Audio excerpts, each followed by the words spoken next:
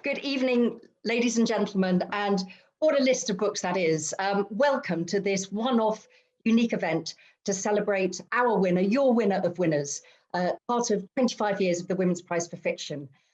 When we set up the prize, our aim was to honour and amplify and to celebrate extraordinary and diverse writing by women from all over the world, and to put the classics of tomorrow in the hands of readers of today. Well, you can see from that list what a library it is. We've had 45 million people globally engaging with our Reading Women campaign during this rather strange year, shall we say. We've done reading guides for all of the previous 25 winners, which you can find on our website, and also linked to the podcast to hear new readers talking about some of the books from way back at the beginning of our journey, right up to the present day. But many, many, many of you voted, and the book that you voted as your winner of winners is Chimamanda Ngozi Adichie's Half of a Yellow Sun, which was our 2007 winner. So tonight we're here to celebrate that extraordinary book. We've got an amazing evening lined up for you. First of all, we're going to hear a reading from Gugu Mbatha-Raw from Half of a Yellow Sun. And then after that, we're going to listen to Chimamanda Ngozi Adichie herself talking to us from her house in Lagos. And then there will be an event and a Q&A and a discussion with Jola Ayeye in Lagos. I'm in Sussex in England, and I can see that there are thousands of you joining us, and you're saying where you come from all over the world, and you are very, very welcome. And we'd like to thank you all for your engagement with the Reading Women campaign, which we've been so proud of during the course of this year. For those of you who would like some support, Claire Edwards, our wonderful BSL interpreter, is on the screen. If you need a little bit more to see Claire a bit more clearly, if you go to the chat button, you'll be able to see how to get a slightly bigger image, which I hope will help. But I'm going to be back at the end. I can't wait to hear what's going to happen. But for now, I'm going to hand over to Gugu Mbatha-Raw to read from your winner, Half of a Yellow Sun, 2007. Here you go. Enjoy the evening and see you later.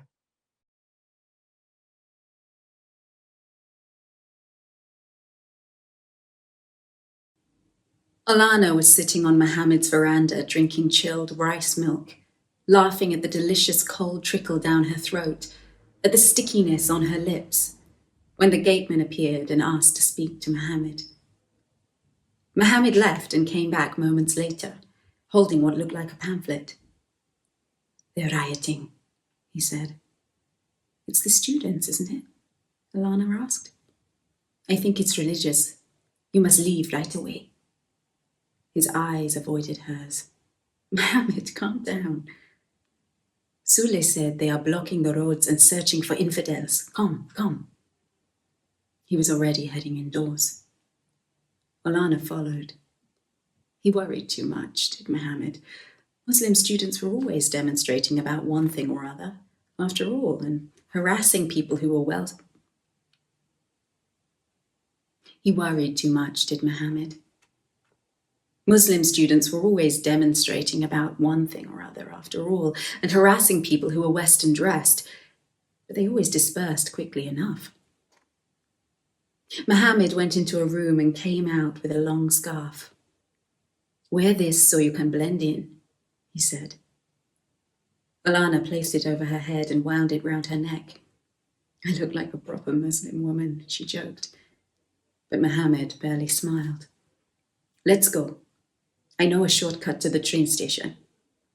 "Train station? Arise and I are not leaving until tomorrow, Mohammed," Alana said. She almost ran to keep up with him. "I'm going back to my uncle's house in Sabongare." "Alana," Mohammed started the car. It jerked as he took off. "Sabongare is not safe." "What do you mean?" She tugged at the scarf. The embroidery at the edges felt coarse and uncomfortable against her neck. "Sule said they are well organized." Alana stared at him, suddenly frightened at how frightened he looked. "Mohammed." His voice was low. "He said Igbo bodies are lying on Airport Road." Alana realized then that this was not just another demonstration by religious students. Fear parched her throat. She clasped her hands together. Please, let us pick up my people first, she said, please. Mohammed headed towards Sabongare. A bus drove past, dusty and yellow. It looked like one of those campaign buses that politicians use to tour rural areas and give out rice and cash to villagers. A man was hanging out of the door. A loudspeaker pressed to his mouth, his slow Hausa words resonating. The Igbo must go. The infidels must go. The Igbo must go. Mohammed reached out and squeezed her hand and held onto it as they drove past a crowd of young men on the roadside chanting, Araba, Araba. He slowed down and blew the horn a few times in solidarity. They waved, and he picked up speed again. In Sabongare, the first street was empty. Alana saw the smoke rising like tall grey shadows before she smelt the scent of burning. Stay here, Mohammed said as he stopped the car outside Uncle Mbezi's compound. She watched him run out. The street looked strange, unfamiliar. The compound gate was broken, the metal flattened on the ground. Then she noticed Auntie Afika's kiosk, or what remained of it. Splinters of wood, packets of groundnuts lying in the dust. She opened the car door and climbed out. She paused for a moment because of how glaringly bright and hot it was, with flames billowing from the roof, with grit and ash floating in the air, before she began to run towards the house. She stopped when she saw the bodies.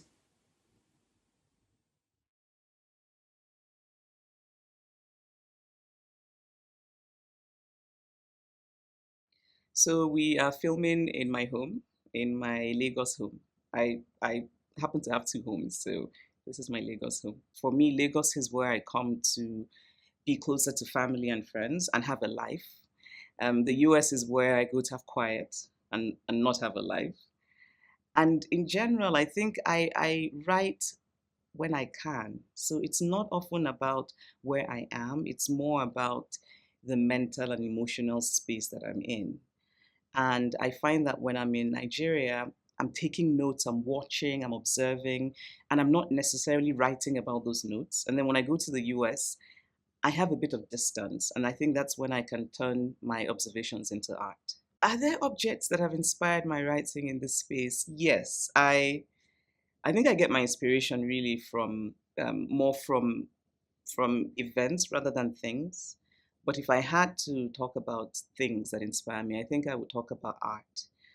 I have paintings here that just make me happy. I'm very moved by art, and I like the idea of different forms of art speaking to one another. So I like the idea of art, sort of painting speaking to literature, and so I have paintings here, all that done by Nigerians, which is also important to me, that just make me happy and so put me in a more creative space. My Nigerianness is important to me as well. I think Nigeria is a very complicated, complex country that often for me is a source of frustration, but also is a country that I cannot help but love, some parts of it.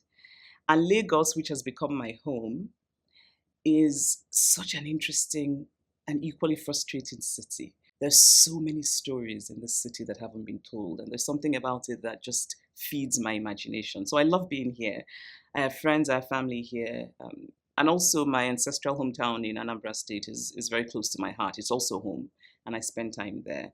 So I think my Nigerianness, which again is an identity I did not choose, but it's central to who I am. I started writing Half of a Yellow Sun in, I'm going to say, 2000 and maybe 2001, even though it wasn't published until 2006.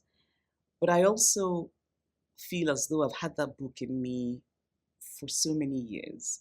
I grew up in the shadow of Biafra. My parents lost everything they owned in the war. My grandfathers died in that war, both of them in refugee camps. And I feel as though when I was growing up, it was a shadow hanging there that I didn't really understand. But my family's history was divided. So there was before the war and there was after the war. And I was born 7 years after the war ended. The war ended in 1970. I was born in 1977. But I always felt that the war was present. But at the same time, in some ways, it was a presence that was absent. Nobody really talked about it, but it was there.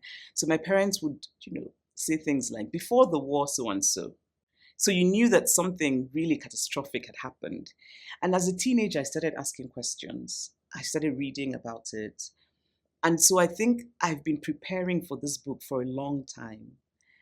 And I like to say that my grandfathers, I really believe this, that my grandfathers wanted me to write this story. And for me, in a way, I wish I had known my grandfathers. They sound like really lovely men. And so for me, this is the thing that took them. And I wanted to understand this thing that took them. This is the thing that I think made my father and his generation lose their sense of innocence and their sense of hope about Nigeria. And I wanted to understand that. And so when I was writing the novel, I did so much research. I read everything I could find. I looked at archives. I looked at archives in London. I looked at archives at Yale. I looked at archives wherever I could look at archives. I listened to radio broadcasts from that period. I watched video clips. I really immersed myself in that period. But actually, the thing so I like to say that I read books to get the facts, but I talked to people to get the truths. And I talked to everyone. I mean, I think I became a nuisance to my father's friends because I would say, Uncle, good afternoon. Where were you in May of 1968? Right? And they would be like, what kind of crazy child is this? but also they indulged me and they answered my questions. But the person who really made this book possible is my father. My father talked to me about his experiences endlessly. I would hear stories from other people and I would ask my father, do you remember? What do you remember of this? And he would give me more context and more, and just more details. And my father made this book possible. And so in some ways for me as well, winning this winner of winners, this year, the year that I lost my father, the most important man in my life, there's something bittersweet about it because when I first heard, the first thing I wanted to do was call my dad and tell him. So when I won the prize in 2007 for Half of a Yellow Sun, but actually before that, my first novel, Purple Hibiscus, had been shortlisted for the prize. Didn't win, but I think that was actually the thing that brought for me a mainstream audience, being shortlisted for the prize. And then, of course, then winning it with my next novel was kind of, it felt like, it felt like a gift. That's what it felt like. It felt like a gift. And I really do think that this is the prize that brought me not just an audience, but brought me a kind of, again, the gift of being taken seriously. I think as a writer, what one wants is to be read and to be taken seriously. And I think this is what this prize did for me. It brought my book an audience. It made people pay attention. And I also had on the shortlist the year that I won, books that I really admired. And I mean, obviously, I was very happy to win, but I was also happy to be on the shortlist with these just really remarkable writers.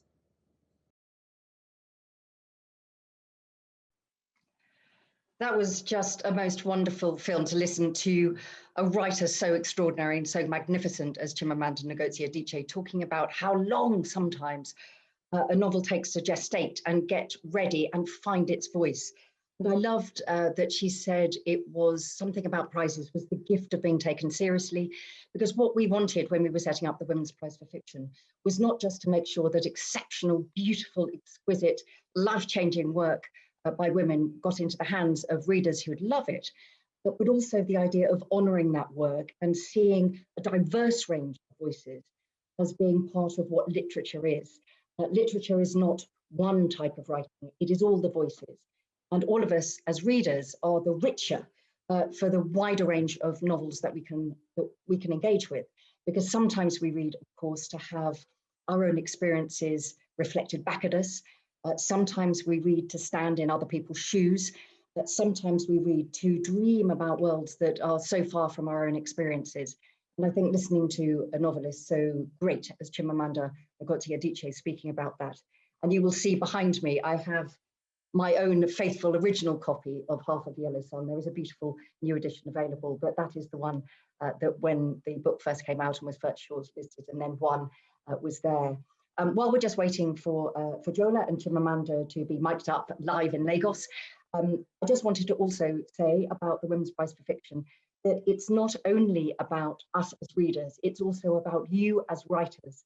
And I can see that we have writers from all over the world, and many of you are based in the UK. What we have done every year with the Women's Prize for Fiction is to try to, if you like, do a cradle to grave. So it's about all of the writers who sometimes don't see themselves reflected on the jackets of a book, but who should be writing their own stories too.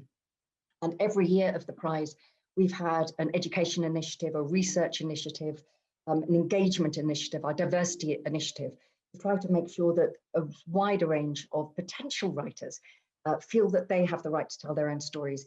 And this year we are doing with NatWest and Curtis Brown, the literary agency, an enormous program called Discoveries, where we're hoping to encourage people of all ages, from all backgrounds, all over the UK, to engage with us and to start their own writing journey.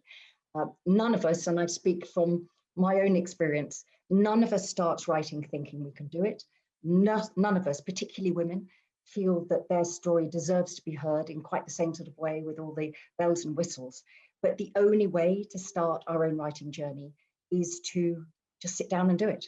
And I hope that everybody listening to Chimamanda speaking then about how long her novel, Half of the Yellow Sun, took to gestate and to find its voice, will take comfort in that. So any of you in the UK who are writing, who are thinking about writing, do go to our website and see about Discoveries. You don't have to have a finished book, but part of that will be a mentoring program, because it is very important that everybody who loves reading, and all of us who are also writers, just make sure that we get a bigger table and more chairs so that we can listen to extraordinary writers. And who knows, there could be somebody listening tonight who will be the winner of the Women's Prize when we have our 50th anniversary.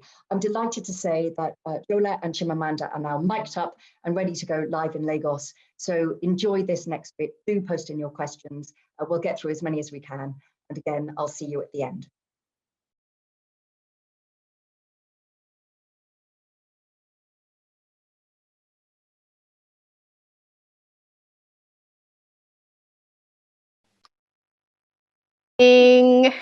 Congratulations. Congratulations. I have been an avid fan of your work, and I'm very, very happy and proud of you. Proud of you. So it's been 25 years of the Women's Prize for Fiction, and in an industry where many women have fought for and continue to fight for validation, and it's reported that male authors still sell more books than women do. What does it mean to you to have this sort of space where women's writing is celebrated and highlighted? It means the world to me. No, I want to first of all say how happy I am to be here, and thank you so much, Kate Mosse. You're a star, because you started this, and I think it's easy to complain about how women are excluded, but then to actually decide to do something about it, which is what Kate did. So, no, I really mean. I think it's very common for people to say, I was so honored and humbled, right? And so sometimes it starts to not have any meaning. But I really, really, this means a lot to me in particular.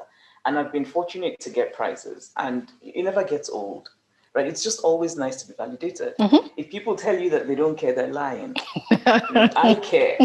But with this one in particular, I feel as though the Orange Prize gave me, and it was called the Orange Prize when I won, it's not the Women's Prize.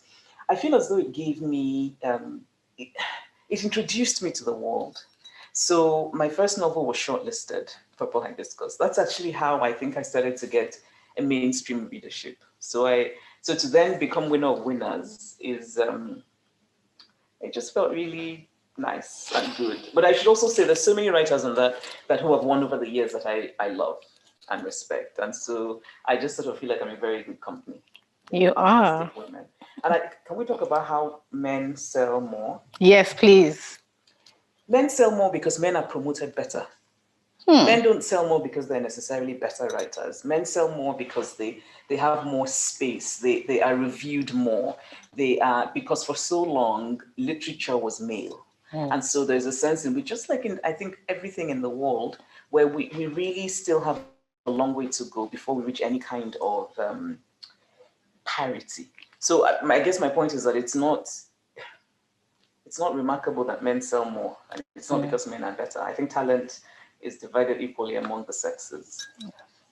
Well, I kind of think women are better, but even that, you see this? Well, yeah, no, I don't think so. But I think women are human. Fair. Okay. So in all of your work, which I've read, you highlight different bonds between women that offer strength. So Kambili and Auntie Ifoma, Olana and her twin sister, Zikora and Miliaku. There's a way that you kind of create these bonds that are very, very strong and important to the characters. They offer a source of strength. And I absolutely adore it. It's a thing of mine at the moment. Women celebrating relationships between women as much as we kind of fawn over romantic relationships. I have a big thing about that at the moment. I wanted to ask you if that's something you did deliberately, kind of highlighting these deep and sometimes complex relationships. Or is that just something that, as you were writing, revealed itself? I'm actually thinking about it. Yes, Kambili and Anita. Yeah, you're right.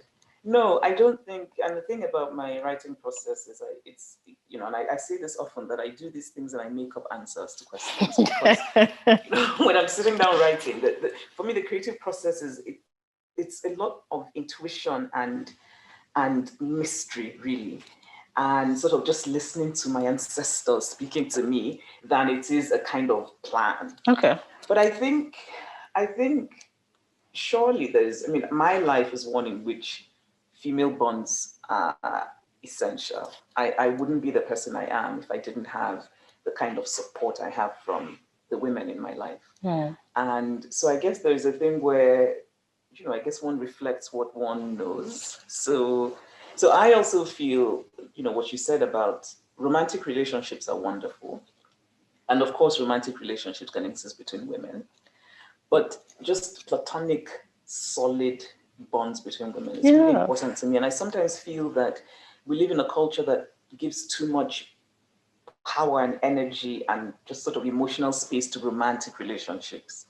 And I think women sometimes expect everything to come from the romantic partner. Yeah. And I feel as though we really should make space for getting different kinds of support from friends. I certainly, honestly, I would not be here if I didn't have. The reason that I'm the person I am in the world is not just because I have a fantastic family and really I had the best father in the world. I'm sure you might want to argue with that, but trust me, my father was the best, because I know you have a fantastic father. But it's also because of the women in my life. I have very close friends, my cousins, my sister-in-law. They just, they're the ones I call, they just have my back, and I have theirs. And they get it. Yeah, totally get it, totally. Yes. So Half of a Yellow Sun, the book you won your winner of winners prize for, is not just like this wonderful work of fiction, but it's rooted in history. The Biafra War, which happened between 1967 and 1970. Do you feel that writers and creatives sort of have this responsibility to history to tell stories that help new generations just put in context or give them, paint a vivid picture for them? And because these things can be traumatic and very difficult, they are traumatic and difficult to write about. Do you think creatives have that kind of responsibility to history? No. I don't think it's a responsibility, really, because I think that there's some writers who are not interested in doing that, and I think that's fine. But I think I have a responsibility. I think that if you make the choice to write realistic fiction about something that happened, then you do have a responsibility to get the facts right. So usually I don't have a lot of patience for writers who base things in historical fact and then decide to really play with important details. I just feel that the people who are not going to read the history books, they're going to read your novel and they're going to think that's how it actually happened. And so, when I was writing Half of a Yellow Sun, I read everything I could find. I really wanted to get the big facts right. It was really important for me. And so there are things that changed. So I invented, so that there isn't a train station in Nsukka, for example, it's in Enugu. which is a town that's about an hour away. But because my characters are in Nsukka, I put the train station there. But everything that happens at the train station actually happened. So for me, I'm thinking, if a young person who has no sense of this history reads this book, she's going to learn what happened at the train station. So it's not Enugu, but it's Nsukka. But you see, so my point is that there's things I'm willing to play with, but not the things that actually matter. Yeah. Okay. When you wrote Half of a Yellow Sun, or when it came out, because you said you've been writing it since 2001. Yeah. A lot of people were very afraid, and still are, to talk about the war. It's not in Nigeria's sort of social consciousness at all. It's something we kind of, there's reference to it-ish, but not really. And I think that's changed. No. No. I mean, there's a lot of interest sort of like on social media. I know that for sure. But in terms of general consciousness, the way in Israel, everybody understands the gravity of the Holocaust. We don't have that. I want to know where you got that bravery to be like, nope, this is the book I'm writing. I don't know, actually. I don't know. I've always, but it's also interesting to me because the things people tell me were brave that I think, it's nice to be called brave, but I didn't think they were brave. I just thought, if you've been haunted by something your whole life and you just feel this need and this sort of, it's almost like a compulsion. When I was 10, I was just deeply interested in Biafra because I grew up knowing that my grandfathers had died in the war. I grew up knowing this war had happened, but not quite understanding what had happened. And my father talked endlessly about his father, endlessly. I know so much about my grandfather. I never met him. And every time my father's stories would get to the war, something would change in his spirit. Right? And it took a while before he told me the story of how his father died. He couldn't cross the occupied roads, and how wounded he felt because he didn't fulfill his final duties as a son, which is to bury your father. And his father was buried in a mass grave. And after the war, my father went to the refugee camp and they just pointed very vaguely at an area. And my father goes and he takes a handful of sand. And that sand is still in our house. And so I think I was just always, I don't know, haunted, compelled. And yes, when I started writing the novel, people said to me, leave it alone. But it never occurred to me to leave it alone. I mean, how can you leave alone something that that has haunted you your whole life? It wasn't an option. I remember as well thinking, I'm going to write this book. It might not do well, but that's fine, right? I'm a person who often thinks, what's the worst that can happen? And the worst that can happen is that nobody will buy the book. But I'm going to write it. Okay. In the past, you've mentioned procrastinating through reading and poetry and YouTube. This is true. What are you currently reading or watching? Actually, I don't really do YouTube a lot now. I now do Netflix and Amazon Prime and BritBox. What am I reading now? I'm reading a lot of things. I'm reading a lot of poetry. I'm reading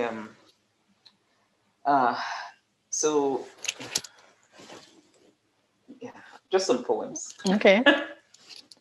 Watching?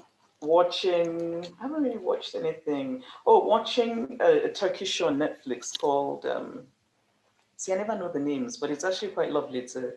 There's a psychiatrist and there's this woman who goes to see the psychiatrist. But anyway, it's Turkish. I usually like things that are in languages other than English. Okay. So that's how I'm wasting my time. I'm reading a few novels. I'm reading a history of West Africa. Okay. You've moved firmly from being just this literary icon and now you're like a star, a global star. Have you ever been anxious about increased scrutiny? And do you ever feel like you need to reassert the fact that you are a writer first? Sometimes. I mean, anxious about increased scrutiny. It's not so much, I think I'm learning that one of the consequences of a certain kind of fame is paranoia. So I find that lately I've come to recognize my own paranoia. I think that fame means you start to see that people no longer actually see you as human. And so you have certain experiences with people and suddenly you're really paranoid about everyone. And for me, there's a sadness there because I think it means then that one loses out on potential, connections and friendship and that kind of thing. But no, anxious about scrutiny, it comes with the territory, I think. And so no, I don't think so. But about being a writer, there are times when, especially when, people want me to talk about the problem of gender in the world. And I'm thinking, I don't know what the solution is, right? I just want to read a poem. And so I think that's the problem with being a writer who's socially sort of engaged. And I have always been. But my first love is literature, storytelling. I'm actually a lot more of a dreamer than anything else. But I think that the part of me that is not a dreamer, the part that's angry about injustice in the world, and that part is there, by the way, very angry. I think it's the part that I think it's an easier part. It's less complicated. And so it's easier to deal with. And because of that, I think that's what maybe people, there are people who I think don't even know me as a writer and just know feminists, right? And and who think that's all I do. I think people think I wake up in the morning and drink feminist for breakfast and feminist for lunch. And so there are times when I want to say, I'm actually a person who really just wants to dream. Okay, and we have thousands and thousands of people who have joined from around the world, and they sent in some amazing questions. So we're going to go through those, if you don't mind. From Oseme Oki, has motherhood affected how you see the world and how you write or what you write about? How I see the world, yes, absolutely. My daughter is the loveliest human being, the brightest, funniest, most charming child. And she's changed everything for me. She's made me see, I think she's made me more worried about the world because I want to protect her from everything. She's made me a lot more conscious of things that I cared about before, but now it's really, so I care so much about, what's the content of children's cartoons, and I get very upset about that kind of thing. But yeah, and the way that my writing, probably not, I don't think. It has made me interested in children's books, so I'm thinking about that. Oh, that would be lovely. That would be amazing. From Susanna Rigg, is there something you know now you wish you had known at the start of your career?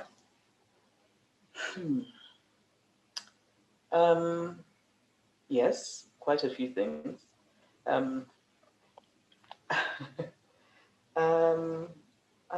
So I think, well, when I started out, I wanted to be read. I've always, for me, really, the truest measure of success is to connect with somebody else through your work. And that's what I always wanted. And I feel very fortunate that it's happened. What comes with success sometimes is you're no longer sure if people are telling you the truth. And for me, that's a problem because I don't like bullshit. And I sometimes worry that, it's kind of be careful what you wish for. You get it, and then it comes with certain, things that you're not so sure of. So maybe what I would tell myself is, yes, you should want to be read. Yes, you should want success. But you have to remember that it comes with some bits of... Oh, the other thing really is editors, the publishing world today is so, and I think it's not just publishing really. I think there's a kind of corporate takeover of the world, which often means then that there's a loss of quality. So I think that in publishing, you have editors who are so overwhelmed that the actual editing, the sort of gritty editing, isn't done as well as it could be. I think there's that. I think also, I wish I had known when I started out that there's a lot about publishing that has nothing to do with the book. How do you mean? There's a lot that is sort of extra literary. So the idea that you have to sing and dance to sell a book. I think some writers do well with it. I don't necessarily mind it, But when you're starting out, I think it's important to keep that in mind, because not everybody does well with it. And I sometimes wish that it didn't have to be part of writing, you know. And I think it's worse now with social media, because I hear from young writers who say, you know, you get a book accepted and they tell you have to go on social media and post things and, you know, sing and dance and stand on your head. And I worry about that, because I just think it's bad for literature. From Anna, how or when do you write your opening, and do you find it to be the hardest part of writing? No. Sometimes the opening comes to me first. And so with Half of a Yellow Sun, I knew that I was starting with Ugu, and I knew I was starting with Ugu going to Master's house, but I didn't know what would happen afterwards. So openings are, it's actually endings and the middle. That's that's hard for me, not the opening. Okay. From Sophia, how? Chimamanda, you clearly take very seriously educating yourself about what you write about. I have learned so much from your storytelling. Do you feel an obligation to educate, to avoid the danger of a single story, as you call it in your TED Talk? Thank you for everything you do. Oh, that's very sweet. Yeah. Thank you. Yes, I think that the answer, yes. I do feel an obligation to educate, and I think that can be a bit annoying to the people close to me, because I'm known to give unnecessary lectures from time to time on subjects that nobody cares about. But I am, because I think I am the person. I think of myself as a student, an eternal student. I'm always looking to learn, and there's a sense in which I think about Chinua Achebe talking about the writer as a teacher. And while I don't think my view is necessarily that clear-cut, it makes me happy to think that somebody would read my story and learn something. And it doesn't matter what they're learning, right? And because I approach fiction from a place of knowledge, I say to my students when I teach, when you're going to write something, learn everything you can about it. And in your story, you might not actually use anything that you learned, but there's a confidence that you bring to that subject because you know so much and it's there. And in writing the story, you don't know that confidence. Somebody who's reading that story comes away with more because they've been in the hands of a master, right? Somebody who's just armed with knowledge. I think that the best thing to arm oneself with is knowledge. So yes, I am. If I hadn't had the good fortune to be a writer or to be read, because I would have been a writer anyway, I would absolutely be a full-time professor teaching. That would be an awesome lecture. I probably would get into trouble with the school administration as well, because I would. Ioana Andre asks, which books have inspired you over quarantine? Every time I'm asked that question, I always forget. What have I loved recently? Jane Kenyon's poems, I really loved. And then I went through, a really difficult time. So I read John Didion's Magical Thinking. I actually stopped halfway because then I realized if you're grieving, you really shouldn't be reading about grief. See, I'm utterly blank here. Barack Obama's memoir, which I recently read. I can't think of what else I really loved. A writer I deeply adore is Elizabeth Hardwick, and I feel as though I'm constantly rereading her because I just really, really love her. So I reread her during lockdown. I read a lot, but a lot of things that I just sort of, they're fine, but. Okay. Well, I can tell you what I read. What did you read? I read Zikora. Oh, right. Amongst many other things, but yes. Yes, I noticed that you very cleverly mentioned the bond between them. Yes, I really liked it. I appreciated it a lot, considering the distance as well. It can be hard when you can't see a person's face. You fill in the blank sometimes, and you're not necessarily the most generous with your thinking towards the person. So you're speaking about your life.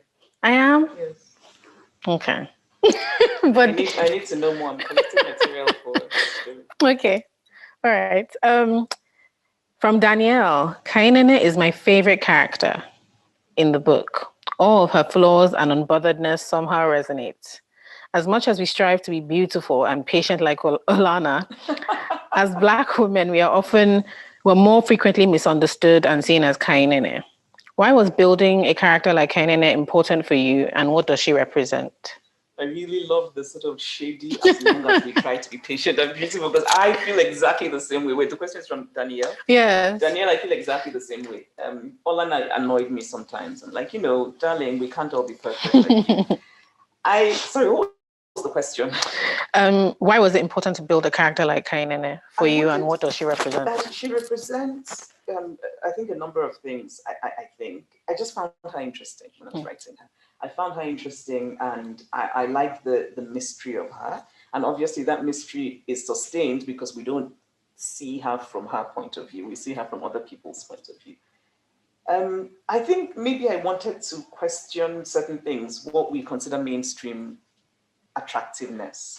So in the African context, she's very skinny, which for women in our culture, we don't necessarily consider attractive. She's dark-skinned in a culture that values light skin. But so I wanted her to, but I think she's very interesting, and I wanted to be her friend. And so I kind of wanted to, I think, play with the idea of what we consider the ideal woman. I think Olana in many ways fits that. I mean, she's so good, right? So she takes baby and loves her as her own. And for me, that's such an act of, where I'm thinking, really? Although I think she does it for herself in a way, as much as for him, but still, I mean, it's such a good woman act. Yeah. And from day one too. Yeah. Kainene would be like, what? And I feel as though kainene is the person I get more. So I really wanted to, I guess I wanted to celebrate the idea of not sticking to convention. Yeah. Okay. From Chikezie, what aspect of the Nigeria of Biafra war period still persists today and gives you the most concern? Well, first of all, I think we need a truth and reconciliation. We really need a sort of sustained, honest, open truth and reconciliation process in Nigeria about that period. I believe that very strongly. Yeah. The things that I think there's so much about Nigeria today that is linked to that period. There's still the question of abandoned property, for example, hasn't been resolved. I mean, the houses in Port Harcourt owned by people that were taken forcibly away from them and never returned. All of the Igbo people who lost all the money they had in Biafra and were given £50. 20? Well, actually, some people said they got 50. Oh, okay. It's not been, I mean, nobody's talked about it, right? And then, I mean, basic things. And so what's happened, I mean, we talked today about when you look at Nigeria today economically, you realize that there's a part of the country, Igbo land, where the economic power is new. And it's new because when in 1970 you had nothing, you start from scratch. And so when in the 70s, people have access to buying, government property at reduced rates or buying shares in companies that have been newly decolonized, there's a part of the country that can't participate because they don't have the capital. And so when you look today at a lot of sort of real corporate Nigeria, there isn't much of an Igbo presence. And we can trace it back to 1970. But also I think in a larger sense, it's that feeling of, there's what I like to call Igbo shame. I think it's the shame of the defeated. And so there's a sense in which Igbo people still feel the need. It seems as though, I mean, there are people who've said to me that because I wrote about Biafra, I am not a true Nigerian and I am a tribalist. It's because to be Igbo and to be proud of your Igbo-ness immediately makes you suspect. And so there's a sense in which one is expected to, first of all, sort of claim your stake in your Nigerian-ness before you can then talk about your Igbo-ness. Otherwise, you're automatically suspect. And it's because of that period. And so I really feel that I really would like for us to have sort of an open, where people will talk about, we also need to talk about who killed whom. There are people alive today who were very active in that period. I'm not going to name names, but I have them in my head. And we should talk about that. If for nothing else, I really believe in people acknowledging. I sometimes feel that sometimes just to acknowledge somebody else's pain makes such a huge difference. Just to say, I acknowledge your pain and I'm sorry. I think it makes a huge difference. And I'd like that to happen in Nigeria. From Alex, if you could spend the day with one of your characters, who would it be and why? From Half of a Yellow Sun, or from, I would, Kainene, for sure. Kainene, totally hang with her. Would probably argue, but. I forget her name, but there was this annoying neighbor that Olana had when they moved to this small one room. She was always asking for something extra, always asking for something more. Is that all you're going to give me? That's the character you would like to hang with? Not hang with, but just watch her from a distance. Such an annoying, when people say compound people, such an annoying woman, but very unashamed of herself. But she's seen Oladna as a privilege, source of potential. She's a woman, God has to bless her. I just enjoy it so much. Someone, they would give her something out of kindness and she'd be like, is that all? I enjoy people like that. Yes, that's right. And I do admire, there's something, it's the nerve of it that I admire. Mm-hmm. Like, that's it, you're being healthy. From Adam, what advice would you give to minority writers who feel sometimes conflicted about how best to express their voice and their perspective and have it touch people from other walks of life to them? The most important thing I would say is never ever apologize for who you are, for your story. Do not apologize. Do not try to soften your story, temper it, change it to fit what you imagine the mainstream wants. And the reason I say that is that it doesn't work, right? If your story is a good story, I believe that something that's written well will find its home. And I know the pressure of being in the minority, and it doesn't matter whether it's race or it's sexual orientation. There's a pressure because you're not in the mainstream. But at the same time, I think that's why it's even more important to tell your story. Don't apologize. When I started out, I remember thinking I needed to write the kind of fiction that was being published, which is immigrant fiction where the person comes to America and everything is good and the country is terrible. And, and I actually wrote that, a very bad novel, and it wasn't published. And I'm so grateful it wasn't published because it was a lie. It was me trying to do what I thought would sell, or what was the cool thing. It wasn't the thing that was true to me. And when I wrote Purple Hibiscus, I think that there were many agents who just thought, nobody cares about this. But then, readers, I think, are really hungry for stories that are unfamiliar. I really believe that. It's the gatekeepers who think that people want to read the same thing over and over again. And so Purple Hibiscus was finally published by this very small independent house. Didn't have much of a budget. So I went to 2 cities on book tour. And in both cities, like 3 people came to my events. But the thing is that it started selling in independent bookstores because people just started reading the book. And so I like to tell the story to minority writers and to women writers because, write the story, write it well, do the bloody best you can. Do not ever apologize for where you're coming from. And it will find a home. From Caroline Millett, assuming you've experienced failure, what have you learned from it? Assuming, of course I've experienced failure. Oh, you're a winner of winners. Well, as winner of winners, I don't know what failure is. What do I learn from it? I'm a believer in when you fall down, I personally want to lie there for a little bit and then I get up. And when I say that, I mean, I believe in letting myself feel bad. And I believe in small slices of self-pity. Just, I believe in it. When people say, I feel as though it's sort of this kind of motivational talk. Don't let yourself be put down by fear, conquer fear. And I feel like I don't know how to. What I do know how to is to sort of feel it for a bit and then move on. I'm a hard worker. I'm a person who's always worked hard. And so for me, failure, so for example, when the first book I wrote was not accepted for publication, I had weeks of thinking, these people are mad because this book is fantastic. How can they not want to publish it? And then I also then went through a period of just being sad. And then a period of thinking, well, why haven't they accepted this? which means what is wrong with this and how can I fix it? So that's kind of, for me, it's a question of what can I learn from it after feeling bad? Because I will feel bad and I allow myself to feel bad. but then I always get up. I always get up. That's lovely. Sometimes when I'm upset, my mom will say, "Are you still feeling sorry for yourself, or can we move on?" You know, I mean, I think like it becomes a problem when you just sort of wallow in self-pity, right? But I think self-pity has its uses because we're human. We're human. I don't believe in this idea of sort of the superhumanness where people say strong.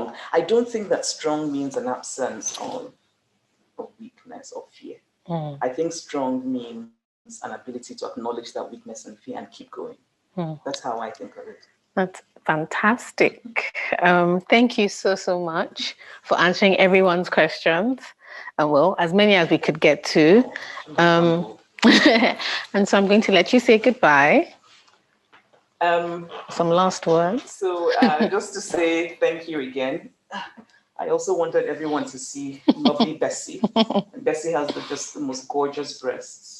I think it's really important to see. I love it because I think it just there's something about it that's just sort of unapologetically woman. So thank you so much to everyone who's signed on. Thank you again to Kate. Thank you to the Women's Prize. It's meant so much to me, and really, particularly for me at a very dark time in my life, it felt like a small sliver of light. So thank you. All right. Thank you very much. Thank you. Now I'll be handing back over to Kate Mosse over in the UK.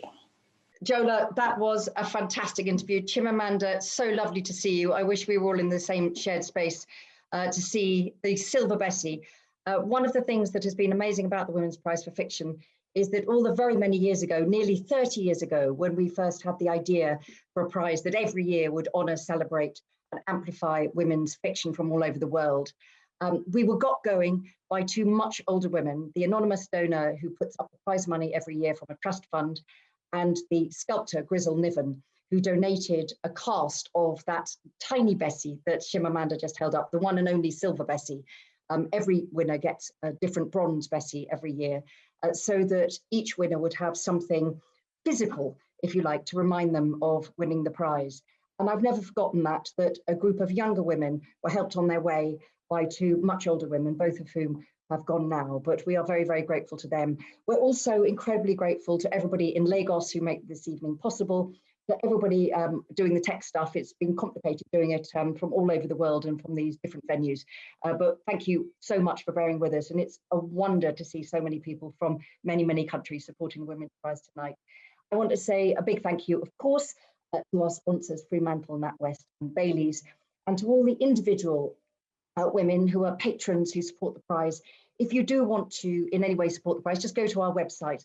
There are many ways you can get involved because, as we know, making sure that women's voices continue to be heard is something that we all need to keep doing every single day and do it with joy and optimism, hope, because that is how we avoid, as Chimamanda says, the danger of a single story. My big takeaway from this evening, which I'm going to adopt immediately, is the idea that small slices of self-pity are okay. And I think that if Chimamanda Ngozi Adichie says that, then the rest of us can lie on the ground for a little bit longer. It's been a wonderful evening. I hope you'd enjoyed it. Do please engage with us on social media. This year's judges are already hard at work reading. We will be announcing the long list and the short list, and then the winner of the 2021 Women's Prize for Fiction on the 16th of June next year. And we are very much hoping that we will all be able to do it in person in a shared space. But for now, it doesn't matter what you're reading, but if you enjoy it, pass it on, tell other women, tell other men, tell all the readers about the books that you love. And any book that matters lives outside of its time. So Half of a Yellow Sun was brand new in 2007 when it won the prize. It is as relevant and beautiful today. And one of the things about the Women's Prize is trying to have a library of books by women, past, present, and yet to come, that we can all share and we can see all of our stories reflected. So from me, for now, good night, and I hope you've enjoyed the evening.